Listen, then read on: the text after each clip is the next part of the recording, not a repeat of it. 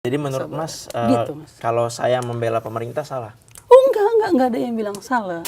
Kalau menurutku ya, komunikasi pemerintah ini bagus kok, nggak ada yang salah. Tapi memang program buruk mau dikomunikasikan kayak mana pun masih buruk. Kita butuh lahan baru untuk mengejar ketertinggalan terkait dengan swasembada. Di mana petani yang bisa mengekspor ekskavator sampai ratusan, Mas? Ya. Yang terjadi di Papua adalah ekskavator ratusan masuk ke Papua. Apa itu pro petani? Tidak. Itu pro industri besar. Tapi kan yang ada di Merauke itu kan bukan hutan. Yang ada di situ adalah rawa. Saya Oke. pun pernah. Ya. Ya kan ke rawa itu rawa-rawa yang dialihfungsikan yang sebenarnya enggak bagus.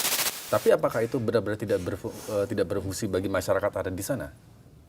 Sama sekali gitu. Ya apa yang diharapkan dari tanah rawa? Seburuk-buruknya presiden, lebih buruk kita tidak punya presiden. Kabinet bayangan ini, menteri-menterinya dapat gaji nggak?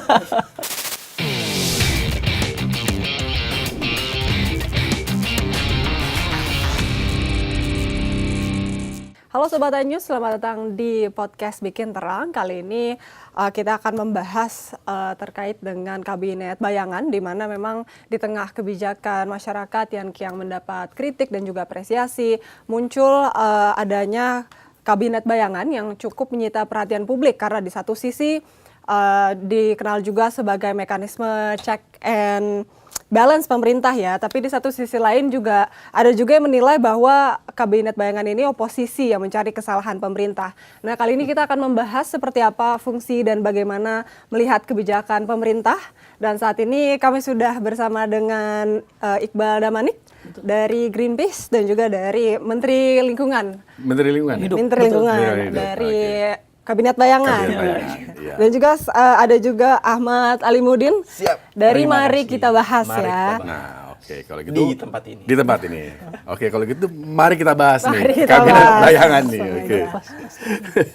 Baik, ini pertanyaan pertamanya ke mana dulu baiknya nih? Ke Mas Iqbal dong. Mas Iqbal dulu. Oke. Menteri kita. Oke, ke Menteri kita. Oke. Silakan kalau ke Mas Oke. Iqbal. Silakan. Di masyarakat ini kan banyak yang masih bingung nih, Kabinet Bayangan itu sebenarnya dibentuk untuk apa sih? Boleh dijelasin nggak apa sih bedanya sama LSM biasa gitu? Ya. Kabinet Bayangan muncul dari rasa gelisah gitu ya, dari beberapa orang atau beberapa kelompok, dan tidak semua kegelisahan itu buruk gitu ya. Ada juga kemudian menyimpulkan kebaikan-kebaikan. Banyak ilmu pengetahuan yang muncul dari rasa gelisah gitu ya, rasa ingin tahu gitu. Jadi kegelisahan ini kami anggap dari sebuah proses di mana kebijakan pemerintah banyak yang menurut kami tidak sesuai gitu ya, atau tidak pada tempatnya, katakanlah mulai dari Kopdes, MBG, kebijakan lingkungan hidup yang tidak sesuai sama komitmen perubahan iklim dan sebagainya gitu. Lalu kemudian kayaknya kita butuh deh memantau, karena kita lihat siapa kemudian yang memantau pemerintah saat ini. Nah, itu berkurang. Hampir 80% DPR sekarang dianggap itu part of the government, bagian dari pemerintahan. Kita lihat misalnya ketua-ketua umum partai banyak yang jadi Menko kan ya. Yeah. Kita sebut misalnya Pak Julhas dari PAN masih menjabatkan ketum PAN. Pak Bahlil ketum Golkar. AHY ketum Demokrat. Yeah. Gitu ya. Jadi ketua-ketua partai ini banyak yang memang berada di dalam satu gerbong gitu ya, satu pemerintahan lah, sehingga check and balance ini kurang gitu. Nah, kalau seandainya check and balance ini kurang, siapa yang mau ngecek gitu? Fungsi parlemen atau fungsi DPR kan sebenarnya adalah representatif kita nih sebagai warga negara. Nah, kita itu kayak loss of representative gitu. Kita sudah memberikan suara kita di pemilu, terus kok ini hilang gitu. Suara kita nggak didengar dan sebagainya. Mereka tidak menjalankan fungsi sebagai parlemen gitu ya, yang harusnya memang menguji gitu ya kebijakan-kebijakan pemerintah. Bahkan pada saat pengumuman menteri-menteri ada ketua DPR ya kan di situ, ya wakil ketua lah ya, ada wakil ketua DPR. Jadi kayaknya butuh nih untuk di semacam tepuk punggung sahabat kali ya Mas ya.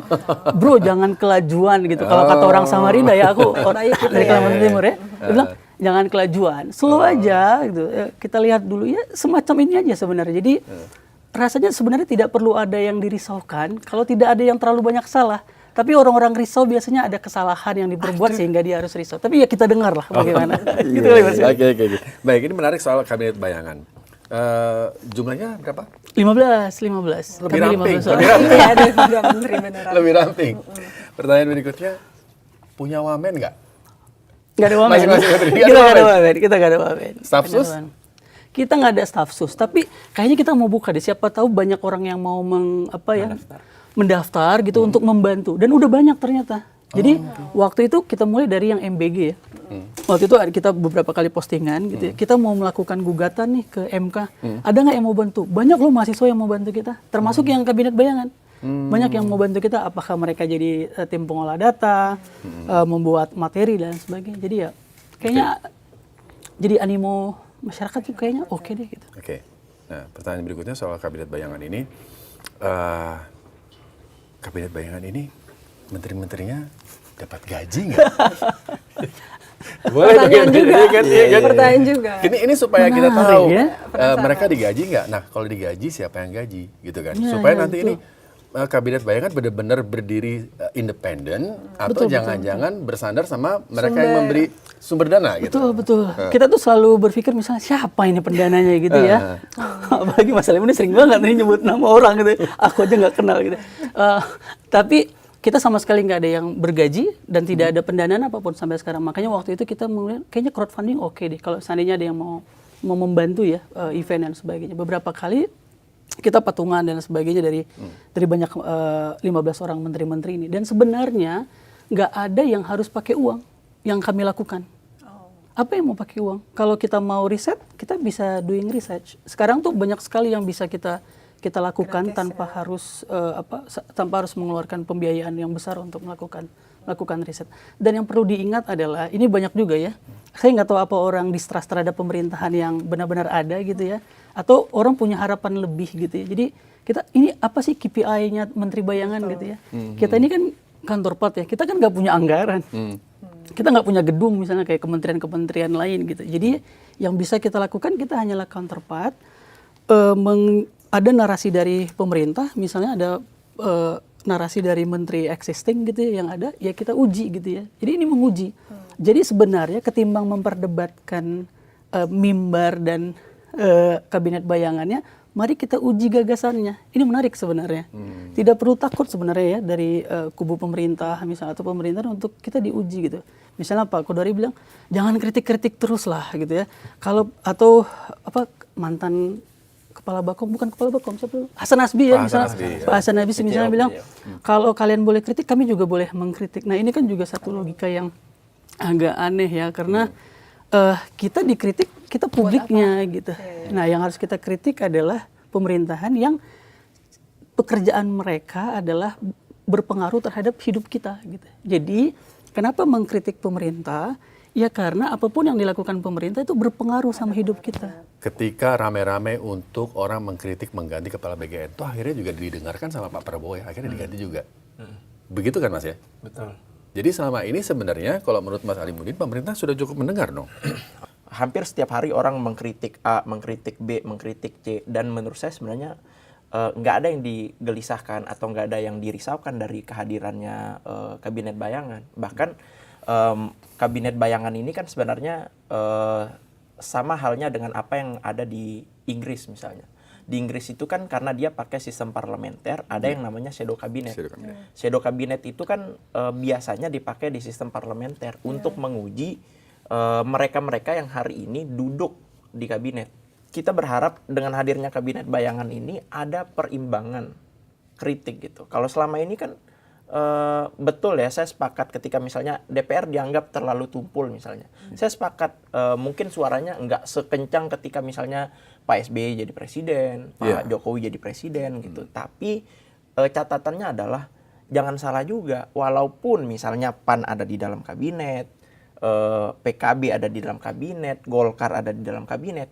Kalau misalnya mereka RDP, kencang juga dia ke kabinet-kabinet ini, ke menteri-menteri ini gitu. Bukan berarti ketika satu kabinet nggak ada gesekan, bukan berarti ketika satu kabinet nggak ada kritik dari DPR kepada menteri gitu. Ada, hampir setiap hari. Saya beberapa kali ikut misalnya RDP, Komisi 1, 2, 3 dan sebagainya. Kan kadang ada yang dikasih kalau di atas itu kan, kan kadang saya ikut aja tuh sama teman-teman wartawan tuh. Boleh dong Bang numpang ikut gitu. Saya pengen tahu aja sebenarnya yang dikritik oleh DPR itu sedalam apa sih, sedip apa gitu. Dan sebenarnya perimbangan itu yang saya ingin lihat gitu di Kabinet Bayangan. Walaupun di sisi lain saya menganggap bahwa lebih tepatnya kalau dibikinnya itu DPR Bayangan. Kenapa saya bilang DPR Bayangan? Karena fungsinya adalah pengawasan. Berarti kan yang lebih utama dikritik di sini adalah teman-teman di DPR.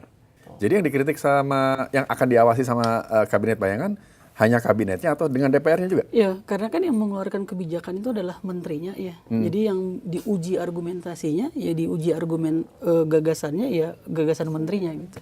Dan kita melakukan pengawasan terhadap si menterinya gitu. Kalau teman-teman mau buat kayak Parliament Watch gitu ya udah ada ya. Ada Indonesian Parliament Watch.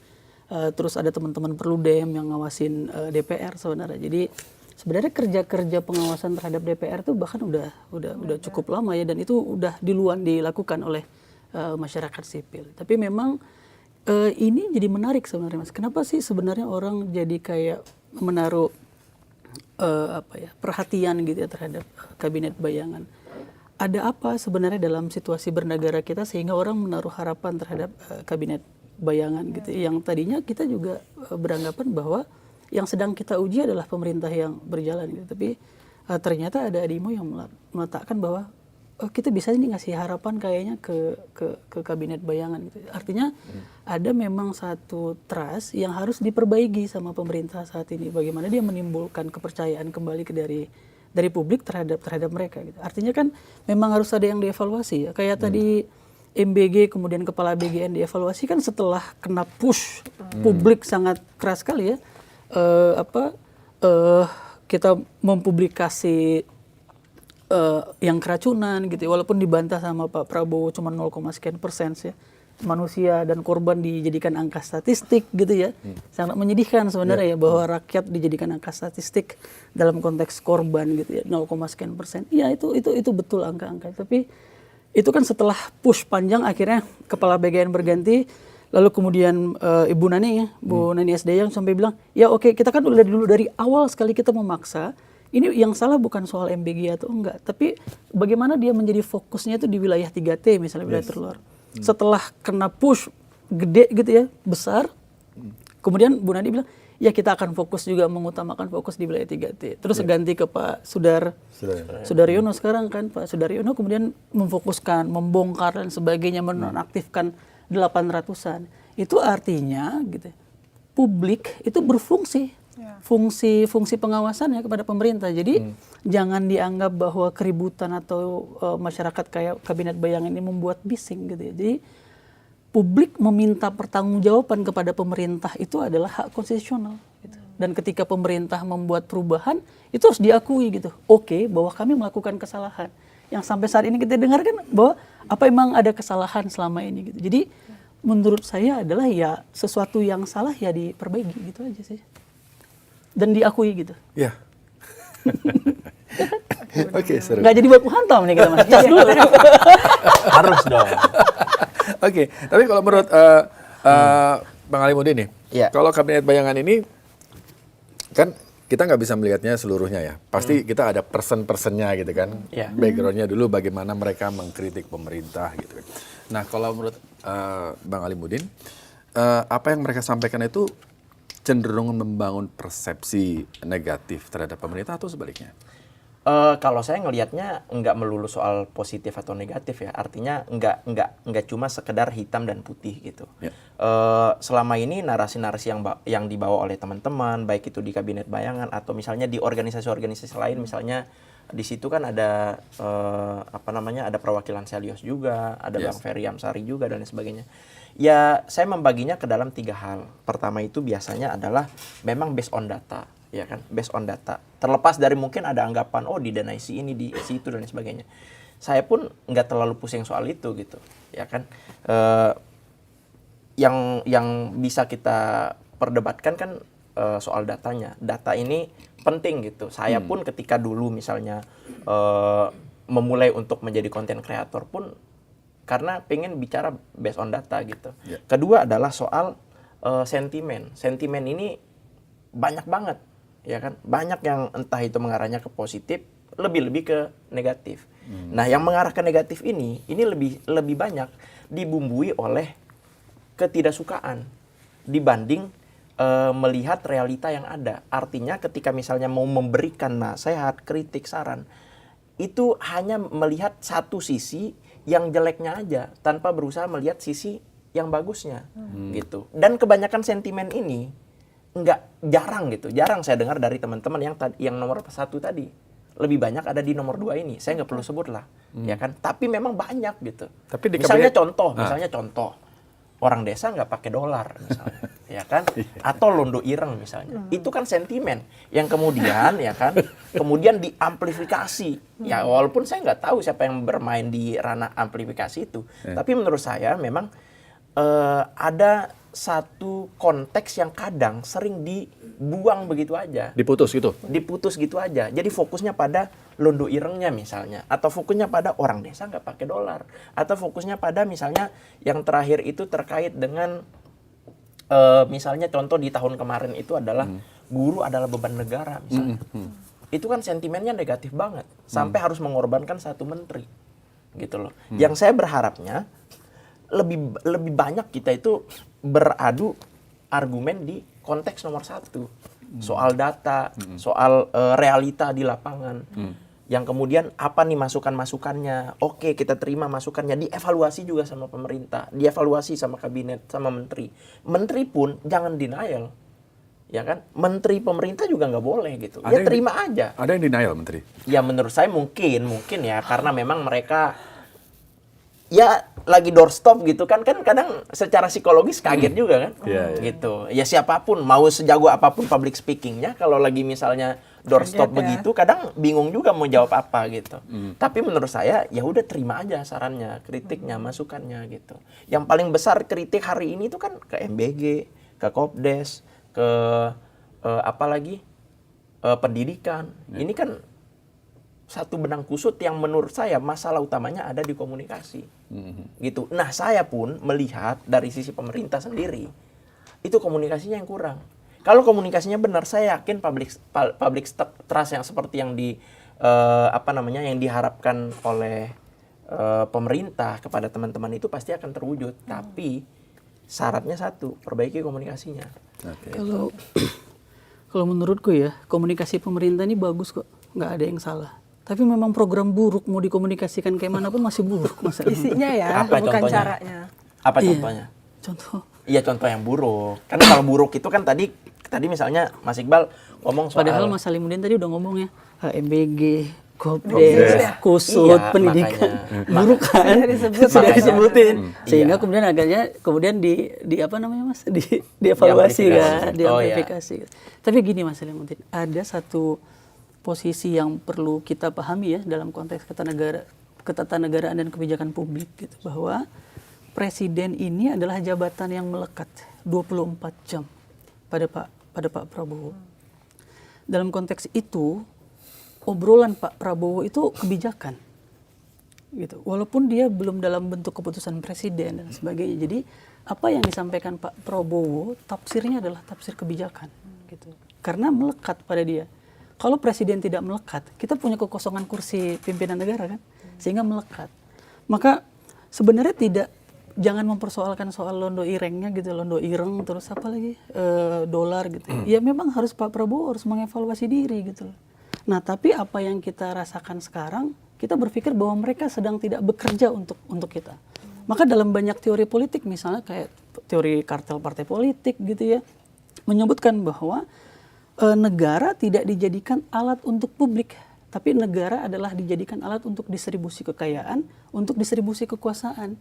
Dan salah satu yang perlu dilihat dalam konteks ini adalah bagaimana partai politik dikuasai oleh segelintir orang. Itu dia sebenarnya fungsi. Jadi dalam konteks ini kita melihat bahwa mereka tidak bekerja untuk kita. Sehingga kita perlu mengkritik lebih keras agar mereka kembali ke jalan yang benar. Jadi menurut Mas Iqbal nih pemerintah nggak di jalan yang benar?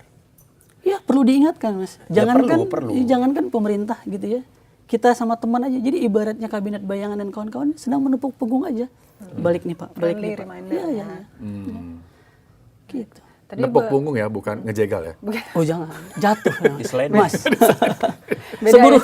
Seburuk-buruknya presiden, lebih buruk kita tidak punya presiden gitu loh. Jadi jangan kabinet bayangan dong. Iya, nggak ada presidennya. Oh, dapat legitimasi nih dari sebelah. Langsung dibuka kan. Harusnya ada juga presidennya. Presiden bayangan. Kemarin meresmikan jembatan. Mulai nih geser-geser ya. Oke, tapi ngomongin soal apa namanya tadi, Bang Ali Budin menyebut ada dua tadi ya, data dan kebanyakan disampaikan tadi data. Oke, itu data oke.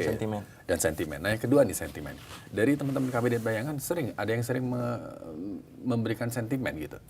Kalau dari teman-teman yang ada di kabinet bayangan, sejauh saya pernah berdiskusi misalnya sama Bang Mediaskar, terus Bang Ferry Amsari, sebenarnya nggak main sentimen sih, tapi lebih main emosi.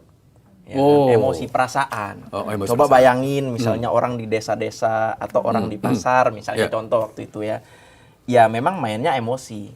Ketika bermain di ranah emosi diadu dengan orang yang fokus bermain data itu memang agak sulit gitu. Karena memang kan orang sekarang itu harus mengerti perasaan masyarakat yang diwakilkan gitu.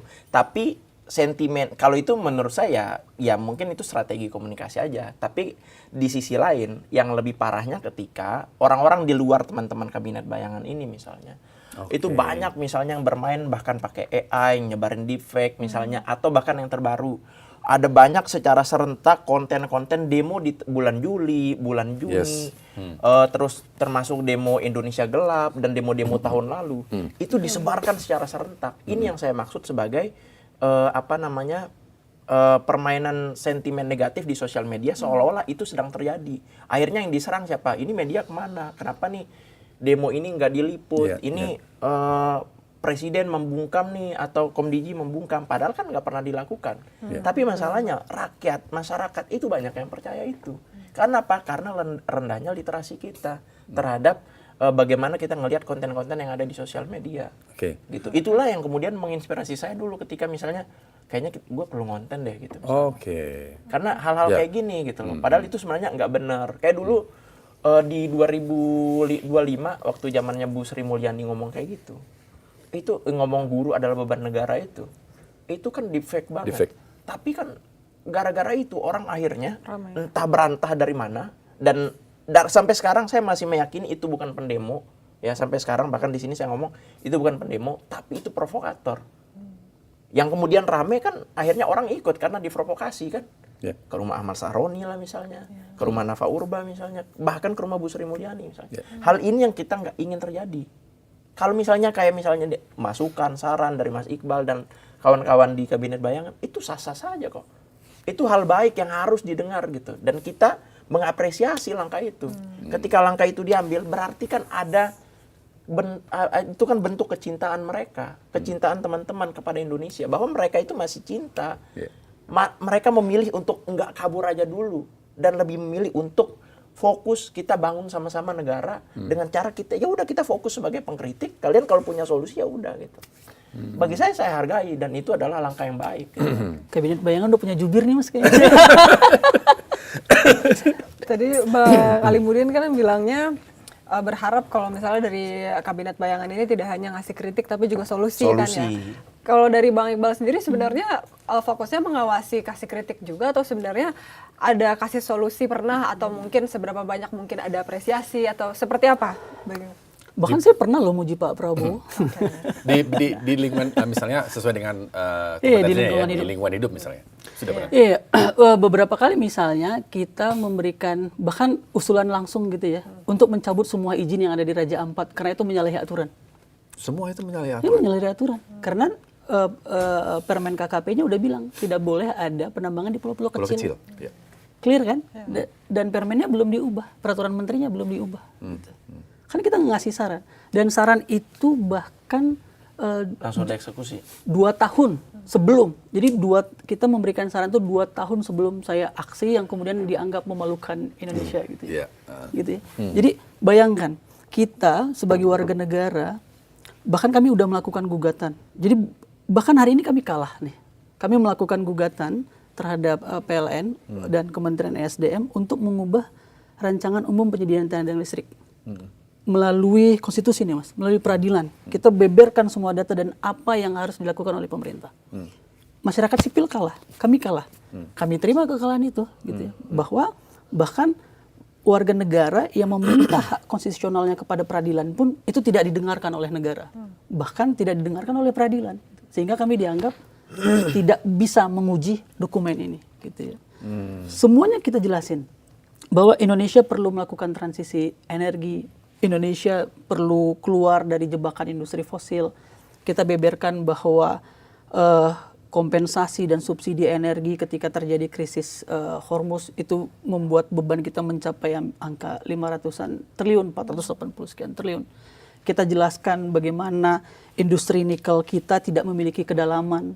Dari 2.341 produksi kita per tahun di Indonesia untuk nikel, satu tahap setelahnya kita langsung ekspor hampir lebih 80%.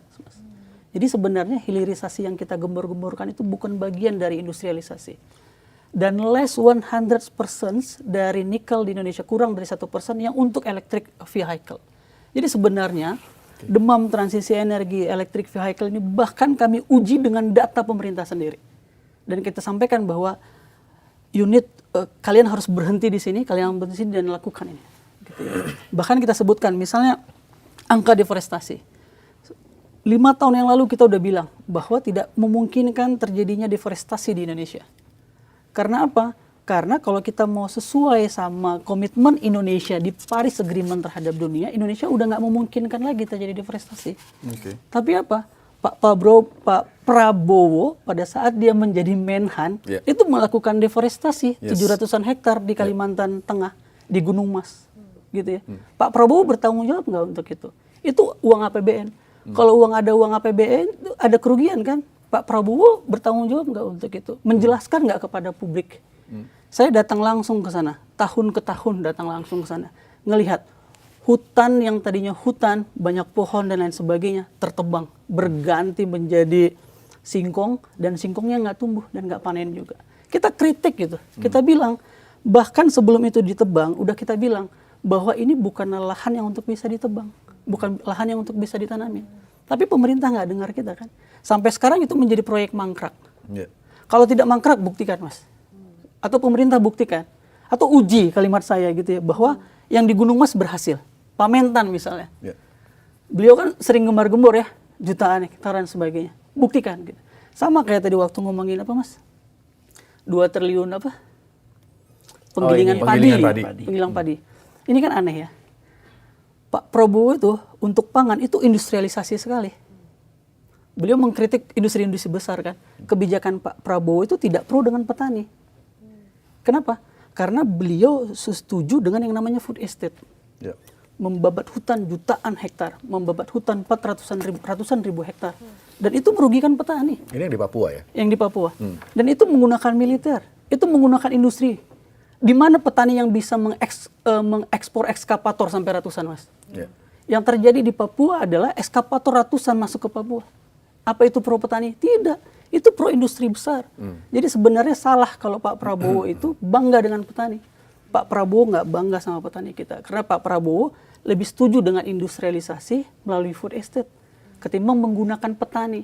Kalau Pak Prabowo memang benar-benar peduli dengan petani, maka Pak Prabowo harus menjadikan petani garda terdepan dan menjadi tulang punggung di dalam pertanian Indonesia.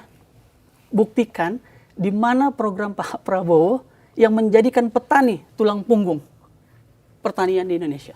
Ada. Mas Alaimuddin punya buktinya Pak Prabowo menjadikan petani menjadi tulang punggung? Jadi gini, kita nggak bisa bilang bahwa Pak Prabowo nggak peduli petani hanya gara-gara satu narasi yang terus disebarkan oleh teman-teman dari Kabinet Bayangan atau Mas Iqbal gitu ya. Karena sebenarnya gini, kalau memang presiden itu nggak peduli pada petani, maka sampai hari ini harga pupuk pasti mahal. Tapi faktanya sampai hari ini justru petani itu menikmati harga pupuk yang murah. Bahkan lebih murah 20% daripada harga pupuk pasaran. Ya kan? Terus juga yang Mas Iqbal omongin terkait dengan misalnya tadi ada lahan hutan yang ditebang dan Alih fungsi sebagainya, alih fungsi lahan dan lain sebagainya. Tapi kan yang ada di Merauke itu kan bukan hutan, yang ada di situ adalah rawa. Saya kan pernah, ya kan ke rawa itu rawa-rawa yang dialihfungsikan yang sebenarnya nggak bagus gitu. Makanya Bang Ali Mudin ke sana? Cek ke sana? Iya. Makanya waktu itu kan diajak sama Nusron Wahid. Ayo, kalau memang kita buktikan bareng-bareng. Ingat nggak waktu Nusron Wahid misalnya di UGM? Di UGM yang waktu itu ribut-ribut, marah-marah gitu kan. Itu kan Nusron Wahid ngajakin ke sana.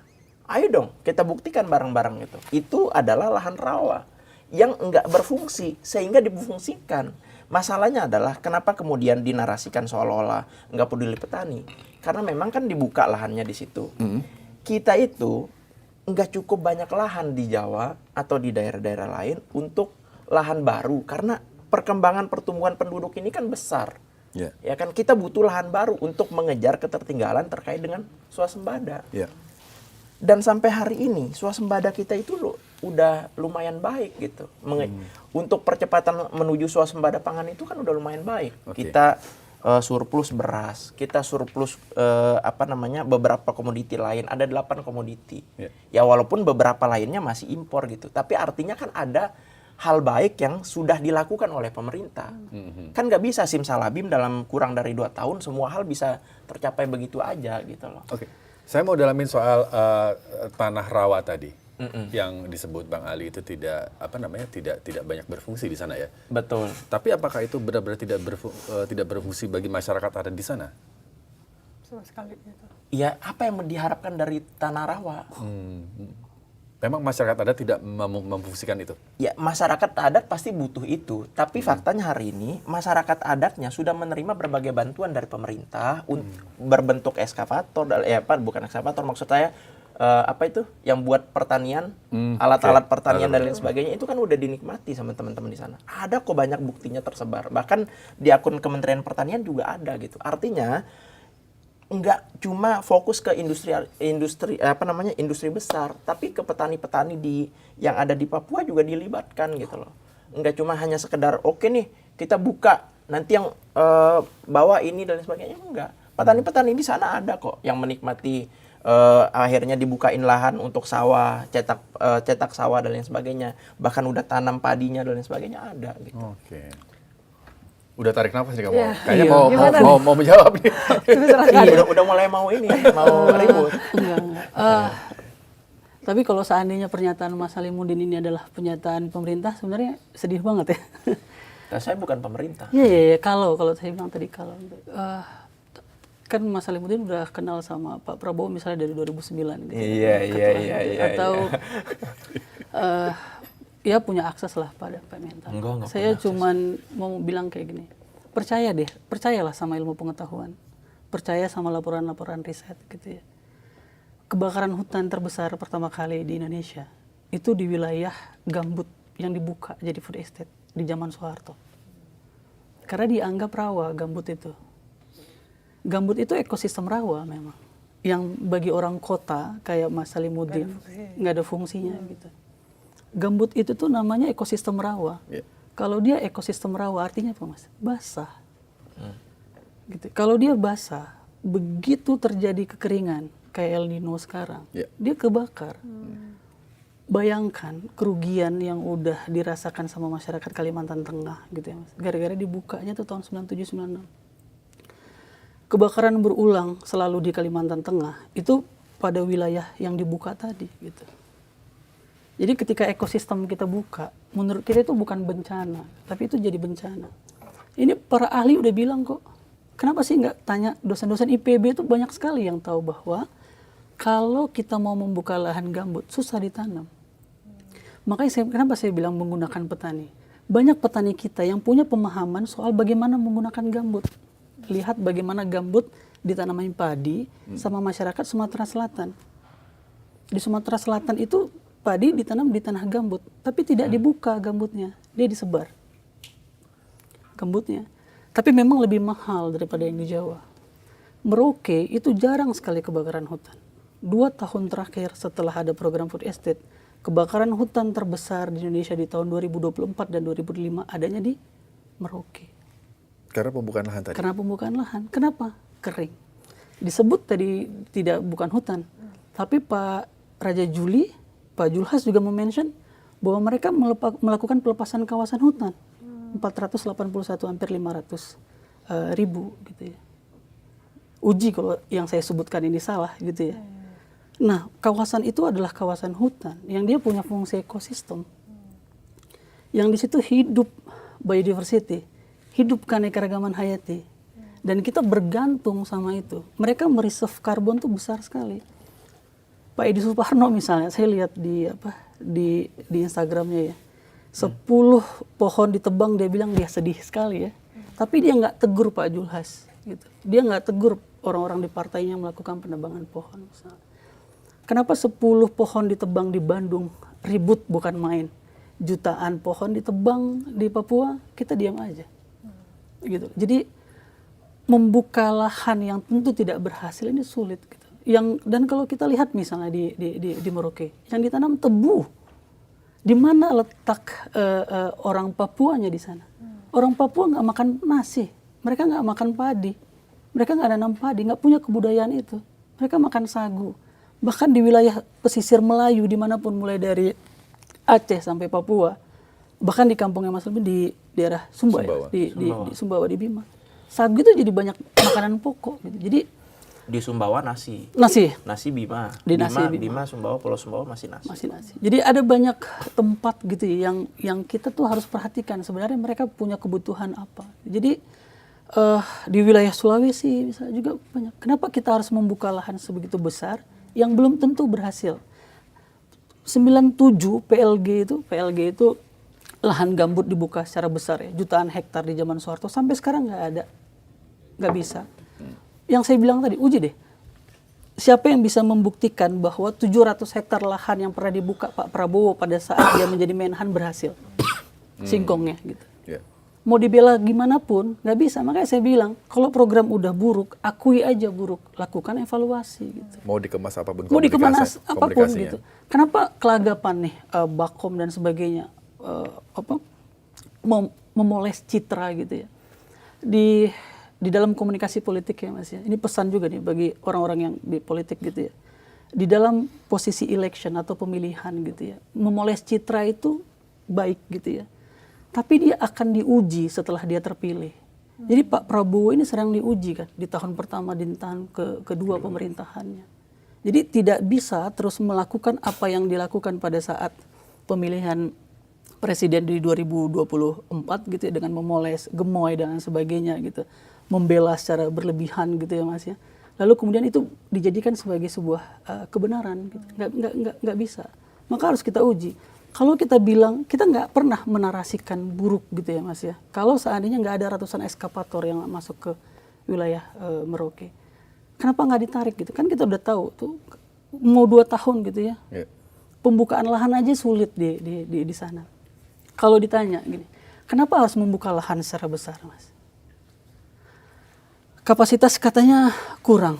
Ada kok banyak petani di wilayah Jawa, di wilayah Sulawesi, Kalimantan yang bisa melakukan intensifikasi. Karena kita tuh dalam kepala kita rakus lahan. Rakus lahan. Kepala pemerintahan ini kepala pemerintahan yang ekstraktif. Yang kemudian disampaikan sama Acemoglu gitu. Kenapa negara itu gagal? Karena cara pikir ekstraktif. Dan itu adalah model rente yang paling gampang. Diambil, buka lahannya, tebang pohonnya, keruk gitu. Paling cepat. Dan itu paling cepat untuk mengakumulasi modal. Kalau seandainya yang di Kalimantan Tengah tadi aja nggak berhasil, kenapa mau dilakuin lagi sih? Yeah. Yang di Sumatera Utara juga nggak berhasil. Jadi program-programnya Pak Prabowo pada saat dia menjadi Kemhan harus diuji oleh dirinya sendiri saat dia menjadi presiden. Gitu. Jadi nggak usah ngotot kalau memang udah tahu salah. Gitu sih Mas. Ya. Tapi waktu itu Bang Ali melihatnya emang tanah rawa ya? Tidak ada yang bisa difungsikan di sana. Karena kan kita nggak punya helikopter view. Cuma kan yang jadi pertanyaan adalah harusnya keseringannya adalah satu titik dijadikan sebagai gambaran besar atau di mana sih yang berhasil Mas kalau kita bilang satu titik? Loh, emang ada yang berhasil dalam 1 tahun? Jepang aja ketika membuka food estate itu butuh 15 sampai 25 tahun untuk benar-benar berhasil sesuai dengan apa yang diimpikan. Ya kan, artinya 1-2 tahun itu bukan berarti semuanya gagal. Kan ada bagian berhasilnya juga. Ya, silakan. Tadi kalau misalnya Bang Iqbal bilang buktikan, maka saya juga bisa dong ngomong silakan buktikan omongan saya. Iya, mana yang berhasil? Di Kalimantan Selatan juga ada. Mana yang berhasil? Di Kalimantan Tengah maksud saya, sorry. Di Kalimantan Tengah ada yang berhasil. Di Merauke juga ada yang berhasil. Faktanya ada. Kalau nggak ada, nggak mungkin ada orang-orang Papua yang sampai hari ini bahkan menikmati itu. Bahkan mereka senang dengan itu. Bahkan mereka mendapatkan bantuan dari pemerintah. Mereka bisa tanam padi. Mereka bisa dibeli padinya dengan harga yang baik. Itu kan bentuk dukungan pemerintah kepada petani. Sorry, berarti di Papua itu sudah ditanam padinya? Sudah dong, udah ada yang jalan, walaupun sebagian lain juga nggak semuanya sudah jalan gitu loh. Yang di mana, Mas? Yang di Merauke. Yang di Merauke. Desa apa coba? Ya saya nggak hafal nama desanya. Ini menarik ini. Aku ke Merauke. Greenpeace lama di Merauke. Di Merauke ini panjang, Mas. Biar detail ya, Mas. Aku kasih tahu, Mas. Jadi ada laporan Greenpeace di Merauke soal food estate. Mas Alimuddin bisa baca. Masuknya food estate atau beras di Merauke itu sejak zaman Orde Baru. Gitu. Saya baca. Bahkan ada nama-nama yang dia itu nama-nama Jawa. Ada desa-desa yang nama jalannya juga ada desa Ciawi di sana gitu ya, yang diambil dari sini. Dan mereka adalah imigran-imigran dari Jawa yang datang ke Merauke ini, Mas. Transmigran. Jangan imigran dong. Oh iya, transmigran. Transmigran yang datang ke Merauke. Dan mereka itu adalah zaman Orde Baru. Dan membuat sawah dan sebagainya di wilayah Merauke. Sebagian besar yang dia di dekat wilayah kota di beberapa desa yang saya sebutkan tadi itu adalah desa yang diinisiasi pada masa Pak Orde Baru. Zaman Pak SBY ada yang namanya MIFE, Mas. Merauke Integrated Food and Energy gitu. Itu difungsikan buat bioetanol juga. Jadi ide ini sebenarnya juga bukan ide baru gitu.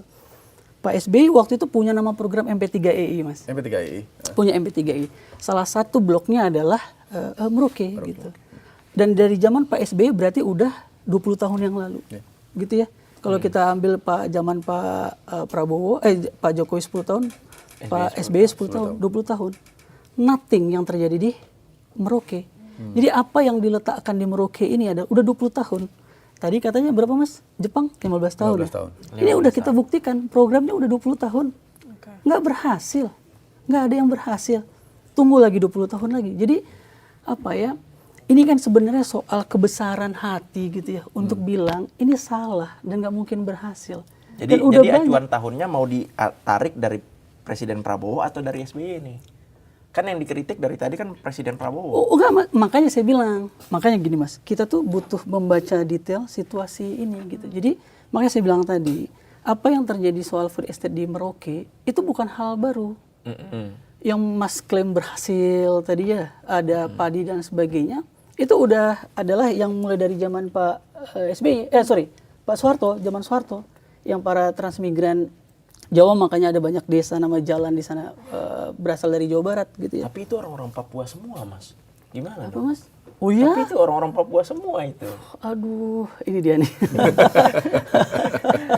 Iya, yang saya tahu itu semua orang Papua. Yang ngobrol sama saya pun kebanyakan orang Papua. Itu bukan orang Jawa malah. Gitu. Inilah makanya saya bilang pemerintah tuh butuh ini ya, percaya pada ilmu pengetahuan, melakukan kalau riset. Kalau nggak percaya ilmu pengetahuan, melakukan nggak mungkin dong kita membuat kebijakan. Jadi saya balik ya. Jadi kita tahu bahwa dari zaman Soeharto ini program udah ada food estate ini. Gitu. Makanya saya bilang tadi Pak SBY punya yang namanya MIFI, Mas. Kalau Mas mau ada MP3EI namanya. Mas bisa baca, bisa kayaknya banyak di online ya. Banyak. Ada di MP3EI. Salah satu koridornya adalah Merauke gitu. Tahu nggak, Mas, sama siapa yang di Merauke? Apanya? Program yang MIFE di Merauke. Nggak tahu. Nah itu dia gitu. Kalau kita bisa lihat, membaca lebih detail, kita bisa tahu sebenarnya perusahaan mana, kapan izin konsesinya diberikan. Di wilayah sekarang itu dulunya konsesi siapa? Wilayah padi itu konsesi siapa coba, Mas? Siapa? Siapa, Mas? Nggak tahu kan?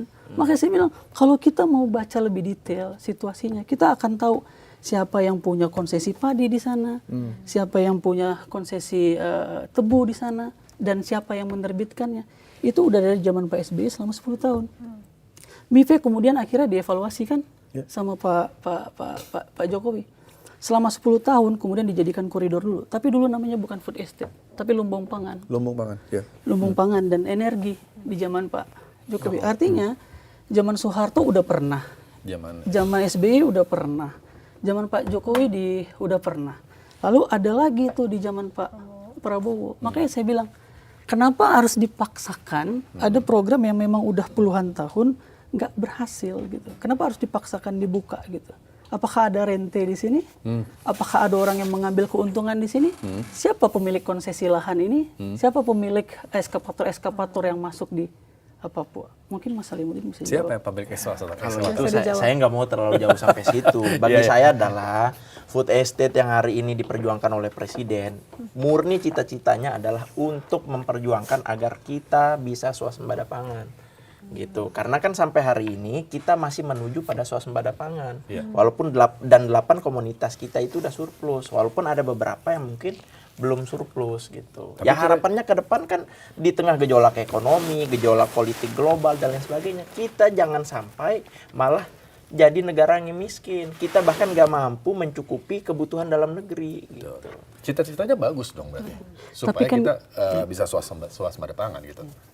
Tapi kebijakan itu buktinya memiskinkan kan. Ada petani yang terampas tanahnya, ada bahkan Pak Franky, ada banyak petani yang melakukan gugatan sampai masyarakat adat Papua datang ke MA untuk memperjuangkan hak konsesionalnya. Gitu. Oke. Mas Salimuddin, aku mau bilang. Oke, baik. Okay. Saya ke Bang Alimuddin. Mungkin nanti Siva bisa ke Bang Iqbal ya. Kalau satu saat nih target swasembada tercapai, tetapi Indonesia kehilangan jutaan hektar hutan alam ya. Apakah menurut Bang Alimuddin tetap bisa disebut ini sebuah keberhasilan? Oke, kalau saya nggak ingin memisahkan apa yang menjadi kekhawatiran teman-teman baik itu di Greenpeace ataupun di Kabinet Bayangan misalnya dengan apa yang menjadi cita-cita Presiden. Bagi saya apa yang disampaikan oleh teman-teman Kabinet Bayangan dan Greenpeace itu adalah sah. Itu adalah bentuk kekhawatiran, dan bentuk kekhawatiran itu patut menjadi bahan evaluasi.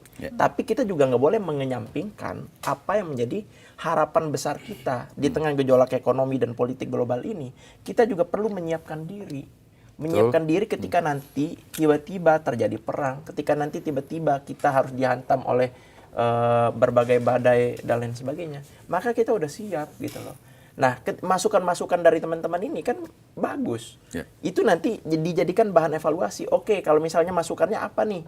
Kita perlu perhatikan bagian ini. Ya dimasukin ke situ. Artinya bagi saya nggak ada yang perlu ditolak gitu loh. Masukannya diterima, programnya dijalankan.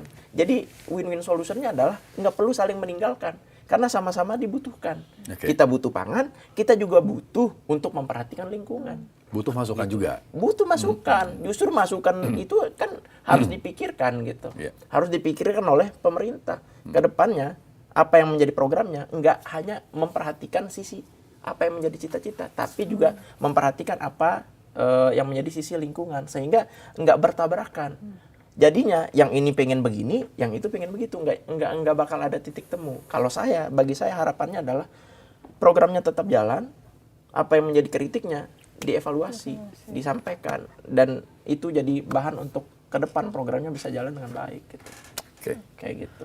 Kalau menurut Mas Iqbal itu sebenarnya masih mungkin nggak Indonesia itu mencapai swasembada pangan tanpa mengorbankan kawasan hutan ataupun rawa? Kalau kita mengorbankan kawasan hutan, atau hutan lah ya, kawasan hutan itu bahasa administratif. Kita mengorbankan hutan itu kita udah nggak bisa lagi sebenarnya. Jadi bahkan data dari Kementerian Kehutanan, kita udah nggak memungkinkan untuk mengorbankan hutan. Wilayah rawa kita sangat butuh. Kita udah nggak memungkinkan lagi mengorbankan wilayah rawa. Saat ini kita hidup bersama krisis iklim.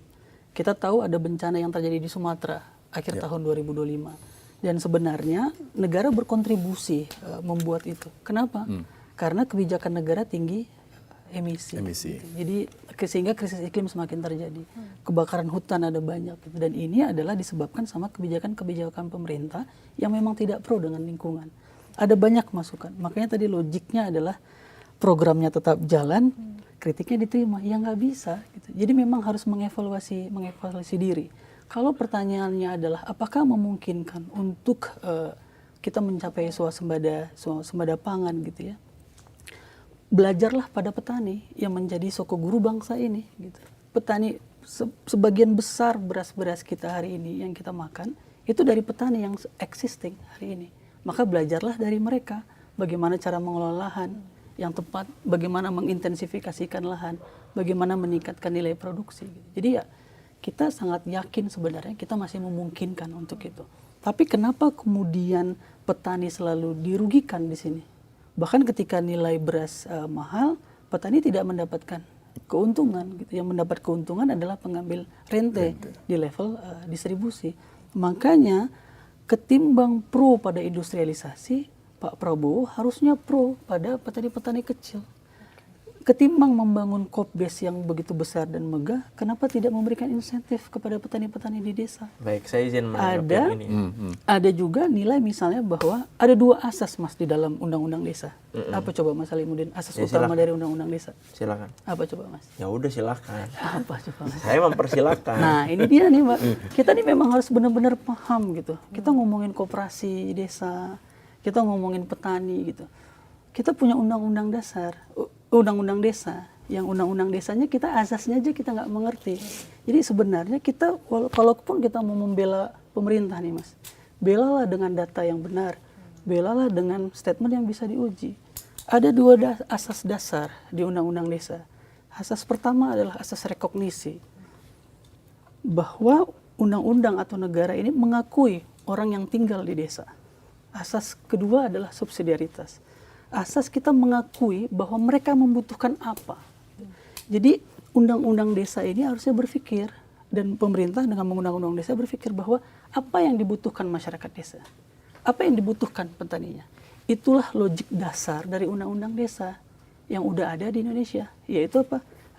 Saya kasih tahu lagi Mas ya, asas rekognisi, kita mengakui hak-hak orang desa, ajak subsidiaritas, bahwa kita mengakui mereka berhak menentukan apa yang baik pada masyarakat desa. 2 itu.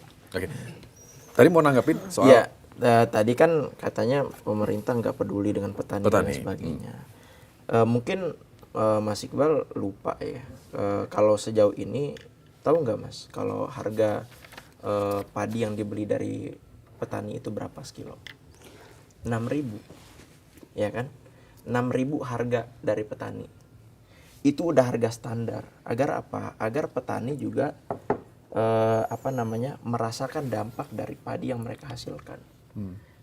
Bahkan bukan cuma itu subsidinya. Tadi saya udah sebut pupuk 20%. Lebih murah daripada harga yang ada sejauh ini. Di luar itu juga banyak hal-hal lain.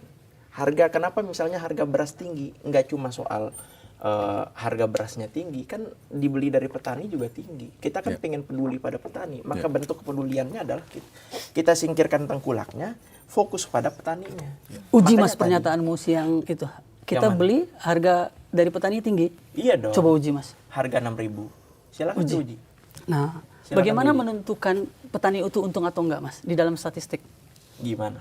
Iya ini saya tanya. Makanya kan Mas mau uji. Mas bilang membeli dari petani. Di mana Mas? Ya saya Untuk bukan orang melihatnya. statistik. Ya, makanya Cuma kan Maka- artinya nah, dibanding dengan sebelumnya. makanya- Sebelumnya nih Mas. Sure, Sebelum pemerintahan Prabowo itu, Jadi, itu kan harganya 3.000. Makanya Mas, kita Sekarang harus, naik jadi 6.000. ada Bahkan kenaikan 6.500. harga. Sih. Ada kenaikan harga. Ada kenaikan harga. Nah, Itu inilah kan perlu kita akuin. inilah yang disebut Karena memang kadang seringnya nyari celah gitu. Enggak nyari celah. Iya. Inilah yang disebut bahwa kita harus melihat detail. Iya. Bahkan data itu juga harus kita lihat detail, Mas. Untuk mengetahui petani untung atau tidak dari yang dia tanam, dilihat dari nilai tukar petani. Ada NTP namanya. Gitu. Jadi kalau harga berasnya dibandingkan sama harga modal dia, Gabah. gabah gitu ya, maka lebih tinggi, maka dia untung. Kalau kita lihat betul, yes, harga nilai tukar petani itu naik gitu. Tapi kalau kita sandingkan dengan inflasi, mereka nggak setimpal dengan itu, dengan ada yang sekarang. Sehingga angka yang kita sampaikan besar tadi, apalagi tinggi sekali. Sebut aja sebenarnya, jangan sebut tinggi. Ya ada kenaikan, tidak maksimal, tidak optimal, kita akan optimalisasi. Apa sih susahnya ngomong kayak gitu ya? Dan kemudian itu ketika... kan tugas kementerian, bukan Ya, tugas ya, saya. itu makanya ketika kita mau membela, sehingga kita tahu apa yang harus dilakukan. Terlalu banyak kita memuji Pak Prabowo, terlalu banyak kita membela Pak Prabowo, dia nggak tahu letak salahnya di mana gitu. Jadi kita juga, apalagi Mas Salimuddin, perlu lihat gitu ya, betul lihat bahwa ada yang salah di sini. Sama kayak tadi misalnya harga pupuk. Tahu nggak bagaimana kita cara mengakses pupuk, Mas? Bisa nggak petani beli pupuk, Mas? Bisa. Petani nggak bisa beli pupuk secara langsung. Secara langsung. Ya. Itu Mas Salimuddin. Yang bisa membeli pupuk itu adalah Poktan. Jadi mereka harus terdaftar dulu menjadi Poktan. Dan sekarang kita lihat siapa yang menguasai kelompok-kelompok petani ini. Ya. Dan bagaimana mengaksesnya? Yang menguasai siapa kelompok petani ini? Poktan Nah, ini dia Mas. Nah, ini dia harus dibuktikan. Nah, ini dia. Buktikan Mas, tanya sama Pementan. Siapa orang-orangnya? Ya kan, apa warna bajunya gitu ya. Oh, oke. Nah, bagaimana Tapi mereka bisa warga mengakses? desa nggak? Ya makanya lihat Mas, Iya, makanya mereka saya warga bilang, desa nggak? makanya saya bilang bahwa Kebanyakan kan memang warga petani desa. nggak bisa beli pupuk secara langsung. Kalaupun mereka ada afiliasi mereka politik, juga itu kan urusan lain. mereka juga dikontrol gitu Mas. Jadi ada banyak tadi logik-logik bahkan statement Mas Salimuddin yang memang bisa diuji. Jadi makanya saya bilang kalau kita mau memberikan jadi gini, di dalam Islam itu ada Mas Salimuddin Islamnya bahwa merugilah orang-orang demi masa ya, merugilah orang-orang atau manusia yang lupa saling menasihati dalam kebenaran dan kesabaran gitu Mas. Jadi kalau kita mau membela, maka kita belalah dengan kebenaran dan kita belalah. Jadi menurut Mas, gitu, Mas. kalau saya membela pemerintah salah? Oh enggak ada yang bilang salah. Tapi kita perlu membela pemerintah itu dengan data juga. Jangan Kan selama ini saya serampangan, pakai data. jangan Nggak serampangan. pernah serampangan. Kita udah uji tadi Mas dari sini. Ada beberapa kali saya uji pernyataan Mas. Jadi Iya. maksud saya adalah kita betul-betul tahu diri gitu loh. Kapan kita harus membela dan kapan kita harus mengkritik. Makanya saya bilang tadi, saya pun pernah memuji Pak Prabowo Kapan? yang program 100 gigawatt. Oh, 100 Bahwa gigawatt. bahkan beliau pernah bilang Indonesia can hit 100% renewable energy in 10 years. Saya uji beliau bahwa itu adalah komitmen yang baik, itu adalah komitmen yang bagus. Sekarang dokumen pidato itu ada di mana? Di mana beliau akan membangun 100 gigawatt itu dan bagaimana mereka akan keluar dari renewable energy. Maka saya pun melakukan riset. Begini cara Pak Prabowo untuk membangun renewable energy yang lebih banyak ketimbang energi fosil gitu. Makanya kita tidak hanya mengkritik Pak Prabowo, kita kritik juga Pak Bahlil kan dalam kebijakan energinya. Kita kritik juga para Raja Juli kenapa dia memberikan kawasan hutan. Saya kritik juga Pak Nusron Wahid kenapa kemudian banyak kasus sawit dalam kawasan hutan yang tidak tuntas misalnya dengan ada PKH gitu. Jadi ya kita butuh seimbang gitu ya. Baik. Terima kasih Mas Salimuddin. Ini menarik. Ini menarik ya. Belum Siva? selesai. Oh belum selesai. Gue udah mau selesai. Dia pengen pamit aja nih. Oke, 1 menit. Silakan. Enggak. Silakan. Enggak, tadi kan Mas yang mau nanya. Mas yang mau ngomong. Enggak, dia tadi kan terima kasih. Oh iya, gue terima kasih udah didengerin gitu. Enggak, tadi saya mau bilang begini, ini menarik diskusinya, begitu kan. Dan memang apa yang disampaikan Bang Ali tadi kan di awal, memang harusnya fungsinya kabinet bayangan ya memang seperti ini, memberikan masukan, gitu kan. Memberikan masukan dan pemerintah juga tidak boleh alergi dengan masukan-masukan itu, asal sesuai dengan data, tidak sentimen begitu ya. Betul, Oke. betul. Oke. Bagi saya Mas Iqbal bagus kok. Sesuai ya berarti. Sesuai kok. Salaman nggak kita nih? Salah dulu, oke. Beliau jadi menteri soalnya. Wah, Siap jadi staf sus nggak Mas? Dirjen. Ini. Oh dirjen. Komisaris. Ya nggak bisa. Oh siapapun menterinya komisaris Salimuddin gitu. Baik, demikian Sobat iNews perbincangan di Bikin Terang kali ini. Menarik untuk disimak nantinya. Terima kasih buat Bang Iqbal sudah hadir di sini. Baru memberikan perspektif juga kepada Sobat iNews. Bang Ali Mudin juga terima kasih juga. Siap. Dan semoga saja perbincangan ini nanti juga bisa menjadi pencerahan juga mungkin ada menteri yang mendengar. Siap, Ya, pasti. kita pastikan. Kan udah didengar menteri. Menteri yang kabinet Benar, merah putih. benar. Gitu. Karena Menteri, benar. menteri yang punya Kan katanya- kebijakan dan anggaran. Nah, gitu Mas. karena Bung Alimuddin ini Tapi saya sebenarnya pengen nanya nih. iya betul. Pengen nanya sebenarnya nanti kan mau keliling Indonesia. Saya harapannya ke depan tuh kalau bisa jangan cuma berhenti di kabinet bayangan, tapi ngebayangin juga gitu, benar-benar masuk ke kabinet. Oh, Caranya oke. gimana? Minimal masuk partai, ya kan? Ikut kaderisasi, Iya. ikut pertarungan. Kan Iya. saya bangga banget kalau lihat Mas Iqbal nanti tiba-tiba ada balihonya calon anggota DPR gitu. Habis itu kritik dari sana kan. Siapa tahu jadi penggantinya Bang Fahri misalnya. Tapi semua orang ada tempatnya, semua orang ada fungsinya, Mas. Kita serahkan fungsi itu kepada teman-teman yang lain. Kami Baik. cukup menjadi akademisi saja. Ini menarik perbincangan yang saling mendukung sebenarnya ya. Dengan cara yang berbeda-beda. Pasti tadi bayangannya kita bakal banting meja. Iya. Terima kasih Sobat News. Demikian Bikin Terang kali ini, saya Rizky Hasan. Saya Syifa Nifa. Terima kasih dan sampai jumpa.